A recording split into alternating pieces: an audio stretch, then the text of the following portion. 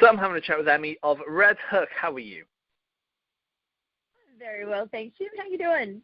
Yeah, not too bad. Thanks so much. So firstly, you have a new single out called Imposter, which teams yourselves up with yours truly. Tell us a little bit about the track.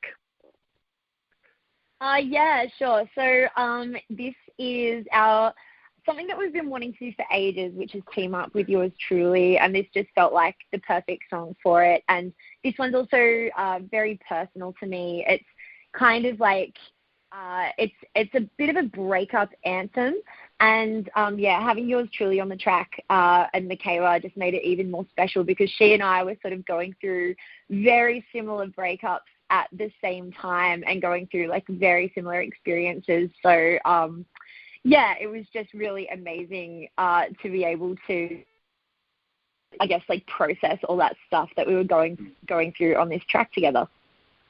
Yeah, good. And it's coming off your debut record, which is coming out on the 21st of April. What can people expect to hear when they get a chance to take a listen?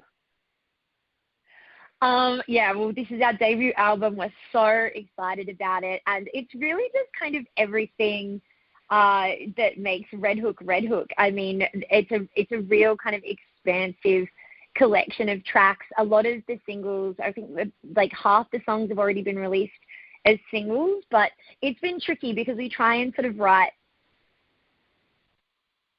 as if it could be a single, so picking the ones to release has been a fun challenge.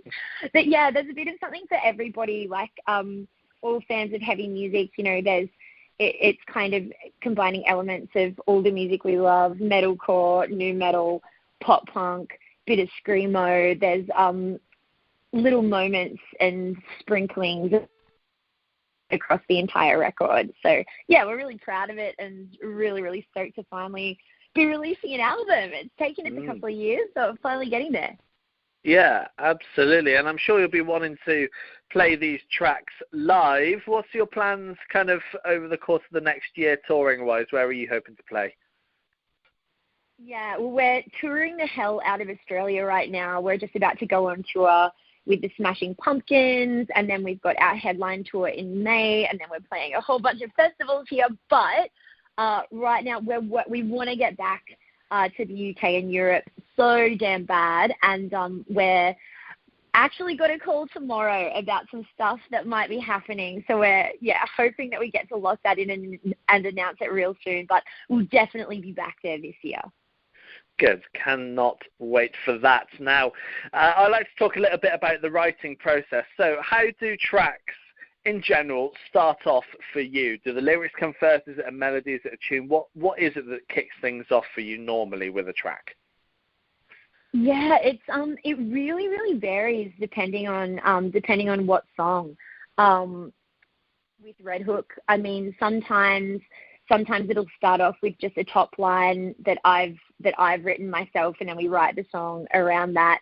And usually it kind of lyrics and melodies sort of kind of tend to come to me at the same time when I'm top lining. It's kind of like I'll have like a little concept or a little hook, and then I'll just sort of build on that. And then other times, Craig, who's my guitarist and also does a lot of the production within the band, he'll just write a really banging instrumental, and then I'll just sort of write a top line over it. It really just depends on the song, which is cool because I think it's sort of changing up the process sort of keeps things fresh and exciting. So yeah. Yeah, good. And once you've got your kind of demos ready to take into a studio to record, how does it work? Once you step foot into that studio, how does it go from that demo to a finished track? Yeah, again, completely depends on the song. So sometimes we've got the entire song good to go, and then, we track it pretty much as is, and then our producer, Stevie, who also works with bands like Stan Atlantic and Yours Truly, is a really good mate of ours and kind of like the unofficial kind of fifth member of the band. He'll just add like he'll write some like cooler drum parts or like make the bass cooler. But then sometimes, like an Imposter is a really great example of this. song where we had this demo and the demo sounds absolutely nothing like the finished product. Some of the vocals are the same, like the pre-chorus was the same, the verse lyrics were the same, but the melody was different, and the bridge vocals were the same. And we sort of took it to him, and we just couldn't write a chorus. I just could not write a chorus for this song. It just was not coming to me. And so we gave him a really fun challenge, which was like, bro, look, pre-chorus has to stay, the bridge has to stay, like, open to fucking with the verse, but I really like the lyrics, so I don't want to screw with it too much. And we just need to write a chorus. So in that case, we kind of stripped it all the way back, just got an acoustic guitar, and then just wrote a brand new chorus, and then just kind of built the rest of the song around that. And it was the most annoying song on the whole album to try to get together, but once we got it, it became like our favorite song. So yeah, sometimes it's a lot easier than others. Good.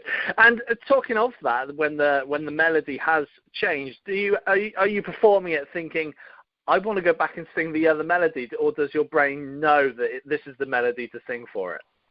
No, my brain is so shit. Like I'll be in there and I'll just be like Stevie, and he saves all my outtakes when I like fuck it up and start swearing, and so sometimes it takes a while for me to drum it in, but yeah, it's fun. So sometimes, like, you know, sometimes we're writing it and tracking it at the exact same time, and you know, the takes that are in the final products, like Imposter, are, you know, the takes that we did on the day as we were writing it. So sometimes then, you know, when you come back and you like start playing it live, you're like, oh, I wish I'd sung it like that. But it's cool. Like it's a fun way to do things. Yeah, I bet. Well, Emmy, it's been a pleasure having a chat with you. Thanks so much for having me, Legend. And yeah, hopefully we'll get back over there ASAP and we can hang in real life.